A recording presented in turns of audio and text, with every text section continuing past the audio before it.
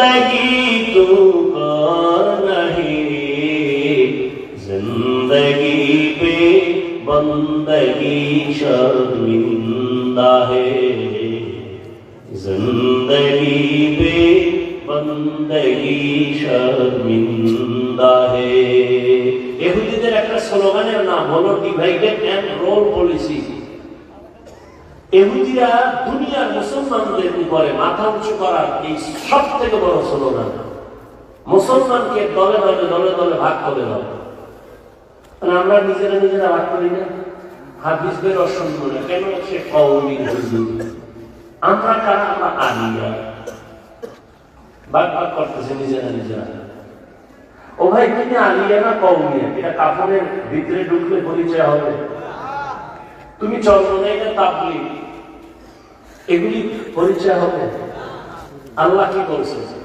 ইয়া আইয়ুহাল্লাযীনা আমানু তাকুল্লাহা হাক্কা তুকাতি ওয়া লা তামুতুন্না ইল্লা ওয়া আনতুম মুসলিমুন।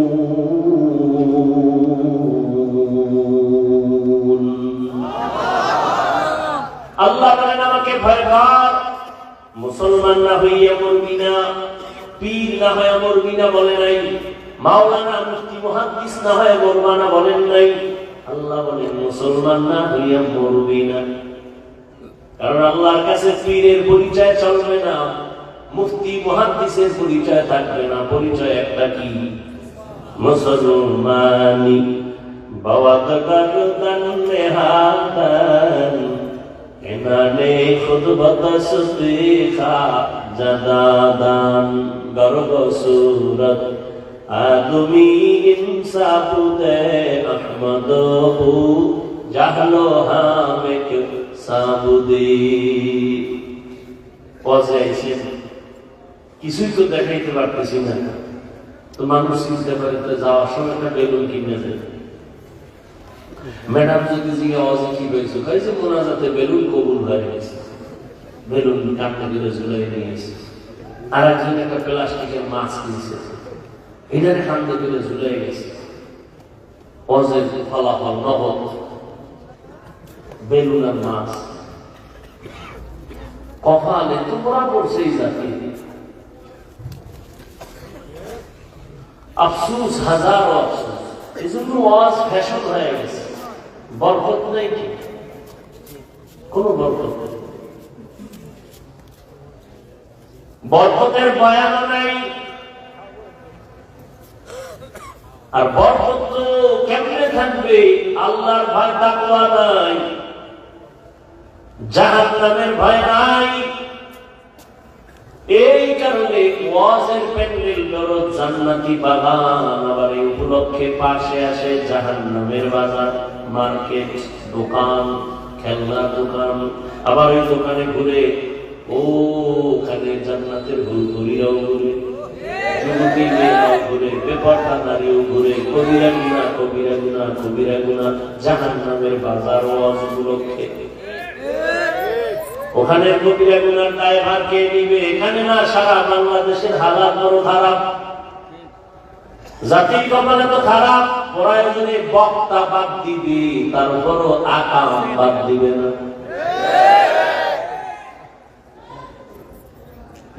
আকাম বাদ দিবে না, হুজুর বাদ। এতগুলো হুজুর গেল, কারো গায়ে লাগলো না, ওনার লাগিয়ে গেছে, ওনার বাদ দাও। ইহা হাম সব মুসাফির দিন না লাগা। এই যে মোবাইল পার্টি 24 ঘন্টা মোবাইল নিয়ে মরে, সারা রাত দরজা জানালা বন্ধ করে মোবাইল সাথে নিয়ে কখন রাত্র 3টা বাজলো 4টা বাজলো খবর নাই। কবিরা গুনাহ দেখা দেখা দেখা দেখা চেহারা নষ্ট করছে, চেহারার মধ্যে কোনো নূর নাই। ওদিকে তোমার চরিত্র নাই, লেখাপড়া নাই, মা বাবার সাথে ভালো ব্যবহার নাই, শুধু বেয়াদবি বেয়াদবি বেয়াদবি। এই মোবাইলের কারণে শিক্ষকের সাথে বেয়াদবি, আলেমের সাথে বেয়াদবি, লেখাপড়া নাই, চরিত্র নাই। ওদিকে শরীরের পাওয়ার নাই, চোখের পাওয়ার নাই, কানের পাওয়ার নাই, হাতের পাওয়ার নাই, হার্ট দুর্বল, কিডনি দুর্বল, মেধা দুর্বল, নাই কিছু নাই। আছে বলতে কিছুই না, আছে একটা রূহ। আজরাইল এসে নিয়ে গেলে তুমিও নাই। আল্লাহ না করুক যদি মইরা যাও, কি দিয়ে তোরে স্মরণ করবে? বলবে একটা বেয়াদব হয়ে গেছে, আলহামদুলিল্লাহ। মাও বলবে ওর চরিত্রের কারণে মানুষ আমার লজ্জা দিত, মহিলারা বাজে কথা বলতো, মইরা গেছে, বিপদ গেছে। এই জীবনে কামাই করলি সবার ঘর দোয়া, এটা একটা জীবন হইল। অথচ তোমার মতো যুবক তাকায় দেখো, স্কুলে পড়ে, কলেজে পড়ে, জীবনে মাদ্রাসায় পড়ে না, আলিফ বা তাও শিখে নেয়, তাকায় দেখো 5 ওয়াক্ত নামাজি আছে না? তোমার কপালে কার অভিশাপ লাগছে যে তুমি নামাজ পড়তে পারো না? ও আমার কলিজার যুবক বাবারা, তোমার মতো যুবক জেনারেল লাইনে থাকিও তাকায় দেখো, র্যাব, আর্মি, পুলিশ, বিডিআর এর চাকরি করে, নামাজ ছাড়ে না, তুমি কেন পারো না রে বাবা? তোমার কপাল বুঝি খারাপ, আল্লাহ বুঝি বেজার হয়ে গেছে, মা বাবায় বড়দোয়া লাগাই দিছে কষ্ট পাইয়া। তোমার মতো যুবক রাস্তায় গাড়ি চালায়, নামাজ ছাড়ে না, বলো বাবা তুমি কেন পারো না? আমার মতো তো হুজুর হইতে আমি বলি না, আর কেউ বললো, আমি তো বলি না, আমি একবারও বলি না হুজুর হও, কওমি মাদ্রাসায় যাও, তাবলীগে যাও, নাইলে জাহান্নামে যাইবা। ও যুবক বাবারা, তোমার মতো যুবক পানির মধ্যে মাছ ধরে, নামাজ ছাড়ে না, ময়দানে কৃষি কাজ করে, গামছা বিছাইয়া নামাজ পড়ে, তারপর নামাজ বাদ দেয় না, বলো তুমি কেন পারো না? নাকি তুমি মনে মনে ভাবছো বুজুর্গ কথা চলবে না, কোরআন টোরআন চলবে না, ভুল সব ভুল, একটা প্রমাণ দিয়ে 1 কোন দাড়ি কেটে ফেলবো, নামাজ রোজা বাদ দিয়ে নাচ গান শুরু করবো, বল ভুল আছে নি কোরআনে? নাই। তাহলে কেন মানো না রে বাবা? 1000 বছর পর্যন্ত কত বিধর্মী আল্লাহর কোরআনের ভুল বের করতে গিয়ে মুসলমান হয়ে গেল, তুমি কেন পারো না রে বাবা? তুমি তো মুসলমান। মনটার শুধু এই কথাটাই বুঝ দাও যে মন, আমার মতো যুবক যদি জেনারেল লাইনে থাইকা ওসিজি সিএসপি হয় নামাজ পড়ে, র্যাব, আর্মি, পুলিশ, বিডিআর এর চাকরি করে নামাজ পড়ে, আমি কেন পারি না? আমার কপাল কেন এত খারাপ? ও আমার পর্দার আড়ালের মা বোনেরা, এই শীতের মধ্যে আসে না গেছি না? এরে আম্মা জান, ধন্য আপনার জীবন। এই দুনিয়ায় যত ভালো সন্তান আছে সব আপনাদের অবদানের কারণে। আল্লাহ বলেন মানুষ তো সব মানুষ, তবে আমার কাছে সব প্রিয় মানুষ না। সবাই তো মানুষ, সবাই প্রিয় মানুষ না। সব কুকুর, তবে সব কুকুর প্রিয় না। আল্লাহর কাছে প্রিয় মানুষ কারা? বলে একদল মানুষ প্রিয় আর সব খারাপ। কেমন কেমন কয়, একদল মানুষ আছে গুণের মানুষ, আর একদল মানুষ জন্মগত মানুষ, আর একদল মানুষ বংশগত মানুষ। আল্লাহর দরবারে বংশগত মানুষের মূল্য নাই, আল্লাহর দরবারে জন্মগত মানুষের মূল্য নাই, আল্লাহর দরবারে একমাত্র গুণের মানুষের মূল্য। ভালো করে বুঝো যুবকেরা, গুণের মানুষ বুঝো ভালো করে। এই যে গুণ কারে, যেই জিনিস বানানোওয়ালা যেই কাজের জন্য বানায়, ওই কাজ হলো ওই জিনিসের গুণ। যেমন এই যে মাউথ কথা বলি, কেন বানাইছে মাউথ? বলে আওয়াজ দিয়ে মেশিনে মাইক থেকে, হর্ন থেকে বের করে দিবে। এক কথায় মাইক বানানোওয়ালা বানাইছে আওয়াজ দেওয়ার জন্য। তাহলে এই যে মাউথ বানাইলো আওয়াজ দেওয়ার জন্য, তো আওয়াজ দেওয়াটাই এই মাইকের গুণ। বাতিওয়ালা বাতি বানাইছে কেন? আলো দেওয়ার জন্য, তো আলো দেওয়া বাতির গুণ। ঘড়িওয়ালা ঘড়ি বানাইছে কেন? টাইম ঠিক মতো দেওয়ার জন্য, তো টাইম দেওয়া ঘড়ির গুণ। পাখাওয়ালা পাখা বানাইছে কেন? বলে বাতাস দেওয়ার জন্য, বাতাস দেওয়া পাখার গুণ। বুঝেননি? মাইকের গুণ কি? বাতির গুণ কি? ঘড়ির গুণ কি? পাখার গুণ কি? ভালো করে বুঝেন। মাইক যদি আওয়াজ না দেয় সবাই বলবে লাঠি মেরে ফেলে দেয়, এটা গুণের মাইক না। বাতি যদি আলো না দেয় বলবে ভেঙে ফেলে, এটা গুণের বাতি না। পাখা যদি বাতাস না দেয় বলবে এটা গুণের পাখা না, এটা ফেলে দাও। যেই জিনিসটা যেই কাজের জন্য বানানোওয়ালা বানায় ওই কাজ হলো ওই জিনিসের গুণ। এবার বুঝুন মানুষ কেন বানাইছে, আল্লাহ মানুষ কেন বানাইলেন, তার জবাবে আল্লাহ বলেন মা খালাকাতুল জিন্না ওয়াল ইনসা ইল্লা লিয়াবুদুন। আল্লাহ বলেন আমি মানুষ বানাবার একমাত্র কারণ হলো ইবাদত। মানুষ বানিয়েছেন কেন? ইবাদতের জন্য। এবার বলেন তো মানুষের গুণ কি? কথা শুনবেন না মোনাজাত দিয়ে দেন? আমি ছেড়ে দিলে আমার আসান হবে, কারণ কালকে আবার আপনাদের বিবারিয়া জোহরের নামাজ পড়বো, আবার ঢাকা যাইয়া মাহফিল।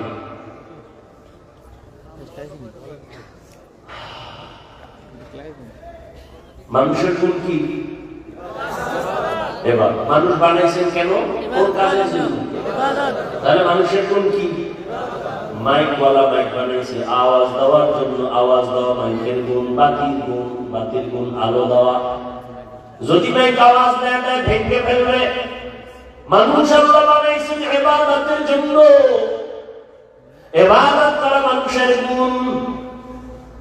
এখন ইবাদত কেমনে করবেন? নামাজ পড়া ইবাদতের অংশ, রোজা রাখা ইবাদতের অংশ, জিকির করা ইবাদতের অংশ, রাজনীতি করা ইবাদতের অংশ, অর্থনীতি ইবাদতের অংশ, সমাজ নীতি অনুযায়ী সমাজ পরিচালনা করা ইবাদতের অংশ, রাষ্ট্র পরিচালনা করা ইবাদতের অংশ। নাকি ইসলামে রাজনীতি নাই? হ্যাঁ, এখনো জেহেন সাফ হয় নাই। ধান্দাবাজার চান্দাবাজারা বুঝায় হুজুর ওয়াজ করবেন তবে রাজনীতির বয়ান করবেন না, তার মানে রাজনীতি ধর্ম আলাদা। আমি বলি না না, রাজনীতি আর ধর্ম দুটোই এক, আলাদা করা যাবে না। ইসলামটাকে তুমি এমন দুর্বল ভাবিও না যে ইসলামে সব আছে রাজনীতি নাই। এই কথা ওই ধান্দাবাজার চান্দাবাজারা বলে কেন? ইসলাম নিয়ে যদি ময়দানে কাজ করা হয় তাহলে চান্দাবাজিদের চান্দাবাজি চলবে না, ধান্দাবাজের ধান্দাবাজি চলবে না। সাবধান! ইবাদত হিসেবে রাজনীতি সব জায়গায় ইবাদত। আর ইবাদতটা কেমনে করবেন? নামাজ পড়া ইবাদতের অংশ, যাকাত দেওয়া ইবাদতের অংশ, রোজা রাখা ইবাদতের অংশ। এটা কেমনে নামাজ পড়বেন, রোজা রাখবেন? এটা নিয়ম লাগবে না মন ধরা? কি একজন মাগরিবের নামাজে 3 রাকাতে দাঁড়ায় চিন্তা করে বেজর কইরা লাভ কি? 2 সিজদা বাড়ায় জোর বানায় দেয় 4 রাকাত হবে? নিয়ম লাগবে না? নিয়ম জানার জন্যই লাগবে কোরআন। কোরআন তো পারি না, কোরআন না পারলে কোরআন বুঝার জন্য লাগবে হাদিস, তাও পারি না। তাই এবার শেষ ঠিকানা কোরআন হাদিস বুঝার জন্যই লাগবে উলামায়ে কেরাম। ভালো করে বুঝেন, এখনো বুঝেন নাকি? মানুষ বানাইছেন ইবাদতের জন্য, ইবাদত হলো মানুষের গুণ। ইবাদত আপনি কেমনে করবেন? বলে কোরআন থেকে ইবাদত শিখো। বলে কোরআন বুঝি না, হাদিস বুঝি না, কয় বুঝতেওয়ালা আলেমের কাছে যাও, উলামায়ে কেরাম থেকে কোরআন আগে বুঝো, তারপরে ইবাদত করো, তাহলেই তুমি গুণের মানুষ। আর গুণের মানুষেরা বিনা হিসাবে জান্নাতে যাবে। এখনো বুঝেন না?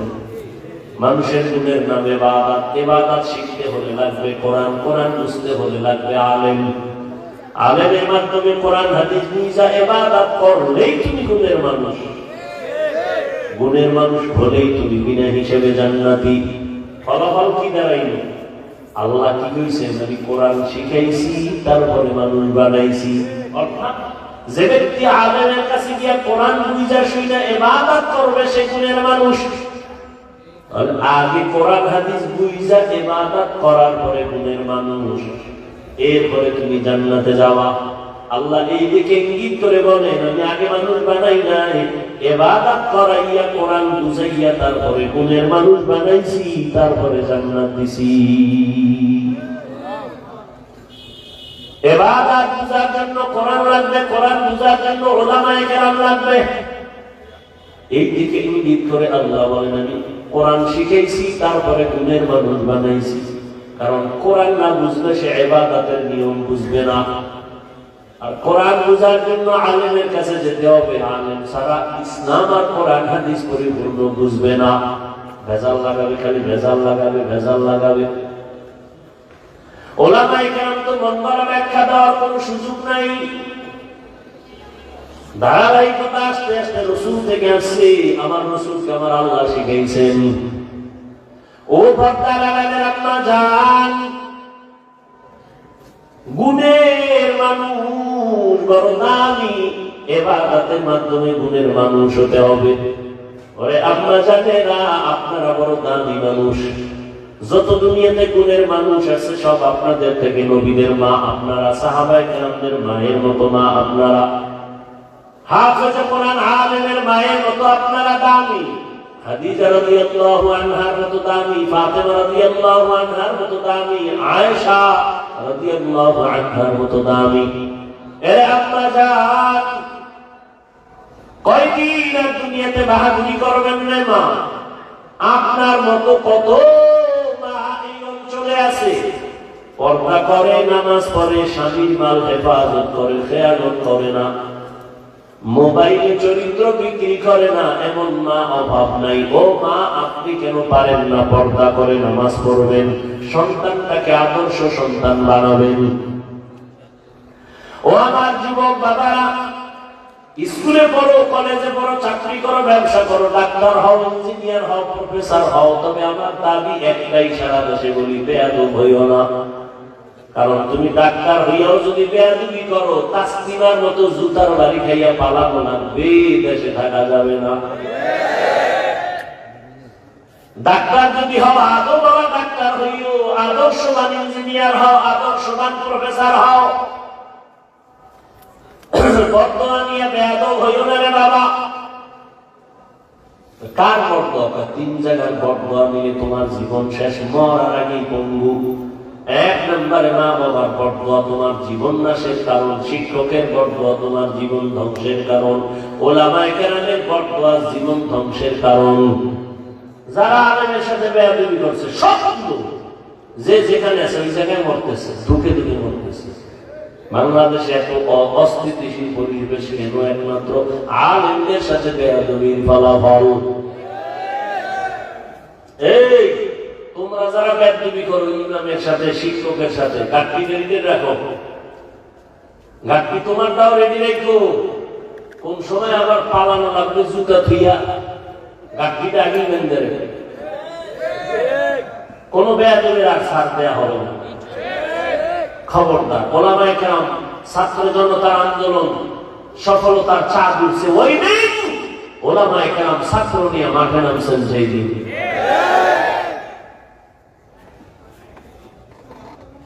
খবরদার, ওলামায়ে কেরামের সাথে বেয়াদবি আল্লাহ বরদাস্ত করেন না। মা বাবার বেয়াদবি, জীবন তোমার ধ্বংসের পথে চলে যাবে। শিক্ষকের সাথে বেয়াদবি, তোমার জীবন নষ্ট হয়ে যাবে। অতএব অনুরোধ করে বলবো, বাবা ডাক্তার, ইঞ্জিনিয়ার, প্রফেসর হও, ব্যবসায়ী, চাকরিজীবী যাই হও না কেন, মা বাবার বদদোয়া নিও না, শিক্ষকের বদদোয়া নিও না, ওলামায়ে কেরামের বদদোয়া নিও না। দোয়া নিয়ে সামনে আগাও। জীবন তোমার সফল। তোমার মতো যুবক চোখের দিয়ে তাকায় কথা বলে না, দেখলে সালাম দেয়, মাথা ডাগায় দেয়, হুজুর দোয়া কইরে, মনে চাই রুমাল দিয়ে পা মোছায় দেয়। আর তোমার চেহারা দিয়ে তাকাইলে বড় লজ্জা লাগে, বড় কষ্ট লাগে। তুমি যুবক হইয়া কেন নামাজ পড়ো না? ওরে বাবা, মোবাইল চালাও, চালাতে এইরকম যে চালাবা, চালাইতে চালাইতে তোমার চেহারাটার নূর তুমি নষ্ট করে ফেলেছো, তোমার চরিত্র নষ্ট করে ফেলেছো, লেখাপড়া ধ্বংস করে ফেলেছো। তোমার ভালো একটা গুণ নাই, শুধু মোবাইলের কারণে মায়ের সাথে বেয়াদবি, বাবার সাথে বেয়াদবি, শিক্ষকের সাথে বেয়াদবি। মায়ের টাকা চুরি করছো মোবাইল ঠিক রাখার জন্য, বাবার টাকা চুরি করো। মা বাবায় টাকা না দিলে গালাগালি কইরা বন্দুকটা চুরি করো। যখন বন্দুক দেয় না তখন মানুষের দোকান চুরি করার চিন্তা করো। এই এক মোবাইলে তোর জীবনটারে নষ্ট করে ফেললো। না লেখাপড়া আছে, না চরিত্র আছে। ও আল্লাহর বান্দারা, দু পায়ে হাত রেখে বলছিলে যুবক, আসলে কি আমরা ভুলে আছি না তোমরা আছো তাও বুঝি না? তুমিও মুসলমান, আমিও মুসলমান, তোমার আমার আল্লাহ এক, নবী এক, কোরআন এক, কাবা এক, ধর্ম এক, কালেমা এক, কাফন হবে তিনটা, কালারও এক, কবরের সাইজও এক, কবরের প্রশ্ন তিনটা তাও এক। অথচ তোমার বয়ান করে বুঝানোর পরেও তুমি বুঝতেছো না, মানতে চাও না। আমি নামাজ ছাড়তে চাই না, তুমি নামাজ পড়তে চাও না, তুমি কেমন মুসলমান? আমি দাড়ি কাটলে লজ্জা পাই, তুমি দাড়ি রাখতে লজ্জা পাও। আমি টুপি না পড়লে লজ্জা পাই, তুমি টুপি মাথায় দিতে লজ্জা পাও। আমি মসজিদে না ঢুকলে লজ্জা পাই, তুমি ঢুকতে গেলে লজ্জা পাও। তুমি কেমন মুসলমান? বুঝি না। মাঝে মাঝে আমরা কি ভুলে আছি না তোমরা আছো তাও বুঝি না। না হয়তো আলেমরা বুঝায়, তাবলীগওয়ালারা বুঝায়, পীর সাহেবরা বুঝায়, আমরা বুঝাই, এরপরেও কেন বুঝো না রে বাবা? বুঝি না। কারণটা কি? কপাল এত খারাপ কেন রে বাবা? যদি বলো হাফিজ ভাই আমরা ঠিক, আপনারা ভুলে আছেন, দলিল দাও, আমি এখন প্যান্ট শার্ট পইরা দাড়ি কাইটা তোমার লাইনে চলবো। আর যদি বলো না হাফিজ ভাই, ওলামায়ে কেরাম যেই লাইনে আছেন আপনারাই সঠিক, আমরা ভুলে আছি, তাহলে আমি বলবো, বলো তোমার পা দুটো আগায় দাও, আমি নিচে নাই না তোমার পায়ে ধরে বলবো, আর দাড়ি কাইটা নবীরে কষ্ট দিও না। আর নামাজ বাদ দিয়ে আমার আল্লাহরে কাটাইও না রে যুবক। আমার আল্লাহ সহ্য করতে পারে না, এত আদর করে বান্দা বানাইলাম। আমি আল্লাহর কোন ছেলে নাই, মেয়ে নাই, কত আদর করে বানাইছি মানুষ। এত বিশাল আসমান আমার জন্য বানাই না, বান্দা তোর খেদমতের জন্য বানাইলাম। এত বিশাল জমিন আমি আমার জন্য বানাই না, তোর গোলামীর জন্য বানাইলাম। এত বিশাল সমুদ্র তোর খেদমতের জন্য পানি দিলাম ফিরি, তোর খেদমতের জন্য আমি সব সূর্যের আলো তোর খেদমতে দিয়ে দিলাম, চাঁদের আলো তোর খেদমতে লাগাই দিলাম, দুনিয়ার সব প্রাণী তোর খেদমতে লাগাই দিলাম। ওই সকালবেলা গরুটারে দুধ দহন করে নিছো, বাচ্চাটা সারা রাত দুধ পায় নাই, মা মা করে চিল্লাইছি। তুই সকালবেলা রশিয়ার বালতি নিয়ে বাচ্চাটারে তুলে রেখা মায়ের দুধগুলো টেনে টেনে বালতি করে ঘরে নিয়ে গেলি। বাচ্চাটারে যখন চাইরা দিছো, মায়ের ওলানে একটা মুখ লাগায় দেখে এক চুমুকও দুধ নাই। বাচ্চার কলিজায় ব্যথা, সারাটা দিন চাষাবাদ করলি, দুধ দিলি না। গরুটারও খানা দিলি না, তুই 3 বেলা পেট ভরে খাইলি। গরুটারে 1 বেলা খানাও দিলি না, সন্ধ্যাবেলা আবার গোয়াল ঘরে বাইন্দা রাখছিস। বাচ্চাটা রাতে কাঁদে, ও মা পেটে ক্ষুধা সইতে পারি না, একটু দুধ দাও। গাভীটাই যেন বলতে থাকে, বাচ্চা অপেক্ষা কর, বডিয়া তোমরা খাওয়ার পরে যা থাকবে তা তুই খাবি। ওই গরুটাই নিজের বাচ্চারে না খাওয়াইয়া তোর পেছনে সব দিয়ে দিল, কোনদিন একটা লাথিও মারে নাই, তোর সাথে বেয়াদবি করে নাই। ও বান্দা, নদীর কত ধরনের মাছ ধরে ধরে খাও। ঘরের মধ্যে মেহমান আসছে, মাছ পাবি কই? আছে একটা বাচ্চাওয়ালা মুরগি, ওই মুরগিটারে আইনা জবাই দিছো। বাচ্চা গুলো মা মা বইলা চিল্লায়, মায়ের তুই জবাই দিয়া ফেলছো। আল্লাহ কয়, তোরে আমি কিছু বলি নাই, খা বান্দা মনের মতো খা। আমার দাও পানি খা, তোর জন্য দিছি। আমার দাও যত নিয়ামত, খাইতে থাক, বাধা নাই। বান্দা যত খাও, যদি একবার খাওয়ার ফাঁকে আমি আল্লাহর শুকর আদায় করে বলতি আলহামদুলিল্লাহ, আমি আল্লাহর কুদরতি অন্তর ঠান্ডা হয়ে যাইত। ওরে তোর মাদ্রাসায়, তোর প্রতিষ্ঠানে তোরে যদি কেউ টাকা দেয়, কত মারহাবা দাও। আমারও প্রধান অতিথি মাদ্রাসায় 50,000 টাকা দিছে, সবাইকে মারহাবা বলাও।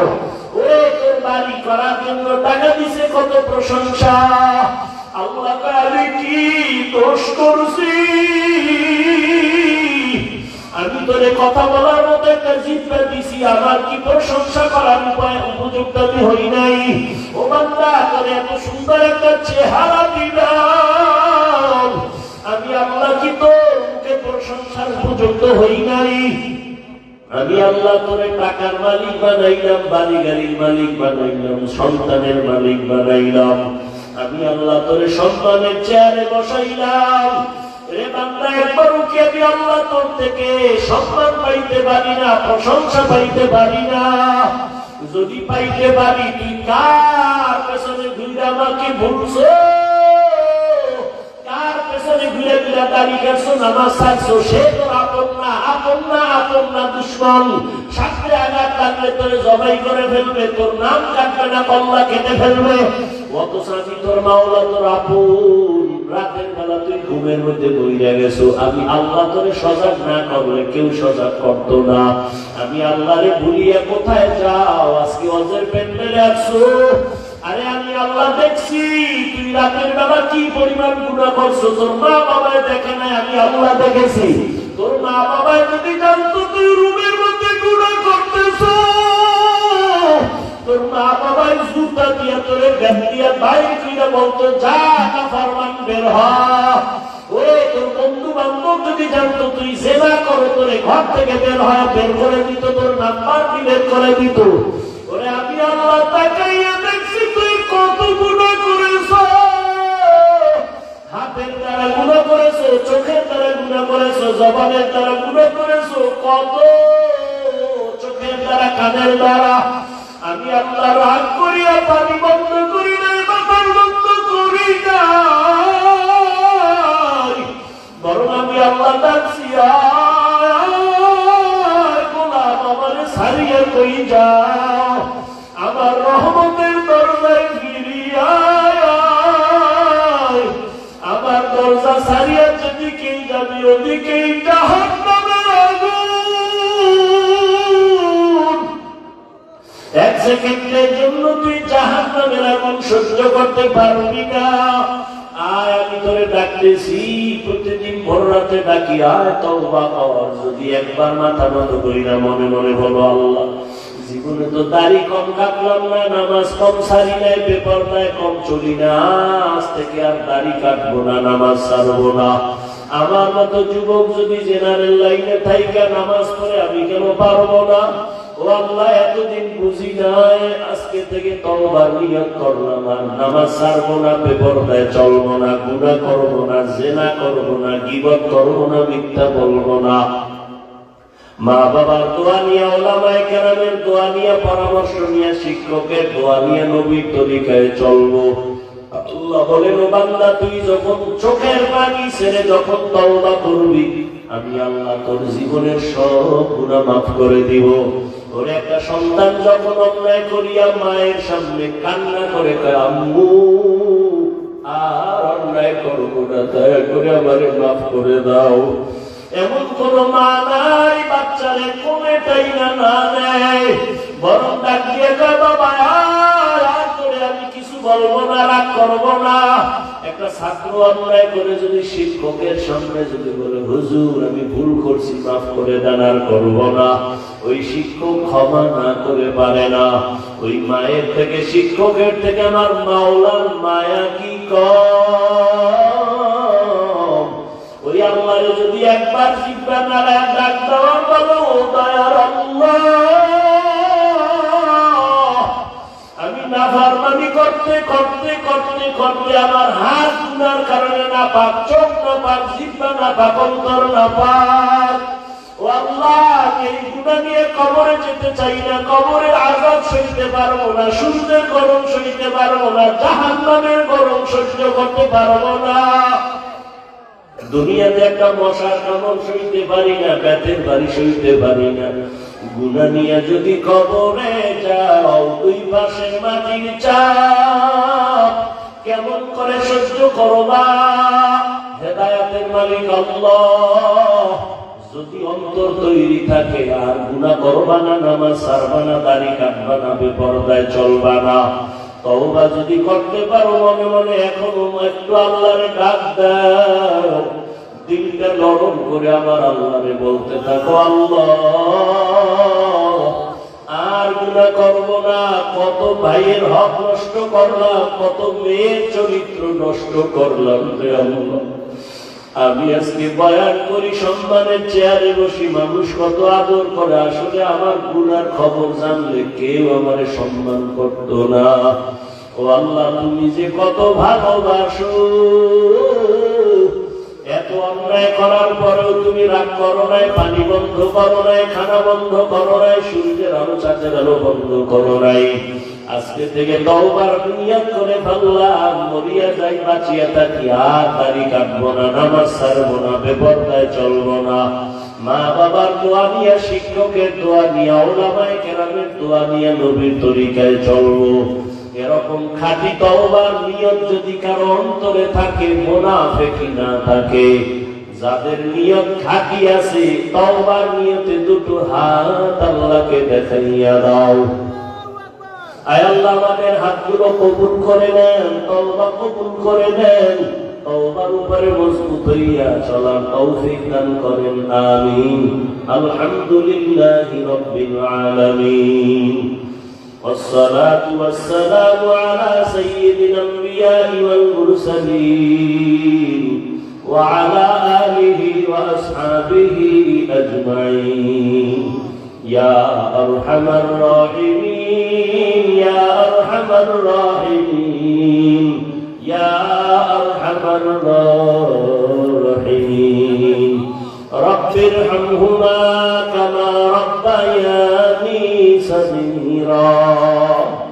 اللهم إني ظلمت نفسي ظلما كثيرا ولا يغفر الذنوب إلا أنت فاغفر لي مغفرة من عندك وارحمني إنك أنت الغفور الرحيم.